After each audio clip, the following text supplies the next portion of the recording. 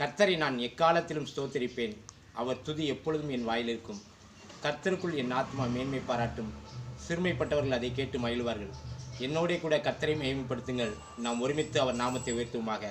நான் கர்த்தரை தேடினேன். அவர் எனக்கு செவி கொடுத்து என்னுடைய எல்லா பயத்துக்கும் நீங்களாக்கிவிட்டார். அவர்கள் அவரை நோக்கி பார்த்து பிரகாசமடைந்தார்கள். அவருடைய முகங்கள் வெட்கப்படவில்லை. இந்த ஏழை கூப்பிட்டான். கர்த்தர் கேட்டு அவன் இடுக்கின்றா நீங்களாக்கி ரட்சித்தார். கர்த்தருடைய தூதன் அவருக்கு பயந்தவர்களை சூழ பாளையம் இறங்கி அவர்களை விடுவிக்கிறார். கர்த்தர் நல்லவர் என்பதை ருசித்து பாருங்கள். அவர் மேல் நம்பிக்கையாக இருக்க மனுஷன் பாக்கியவான். கர்த்தருடைய பரிசுத்தவான்களை அவருக்கு பயந்திருங்கள். அவருக்கு பயந்தவர்கள் குறையவில்லை. சிங்கக்குட்டிகள் தாட்சி அடைந்து பட்னியாயிருக்கும். கர்த்தரை தேடுவதற்கு ஒரு நன்மையும் குறைவிடாது. பிள்ளைகளே வந்து எனக்கு செய்விடுங்கள். கர்த்தருக்கு பயப்படுவதை உங்களுக்கு போதிப்பேன். நன்மையை காணும்படி ஜீவனை விரும்பி நீடித்த நாட்டிலே அபிஷேகிக்கிற மனுஷன் யார்? உன்னாவை பொல்லாப்புக்கும் உன்னதனுடைய கவற்று வசனுக்கு விலை காத்துக்கொள். தீமையை விட்டு விலகி நன்மை செய்.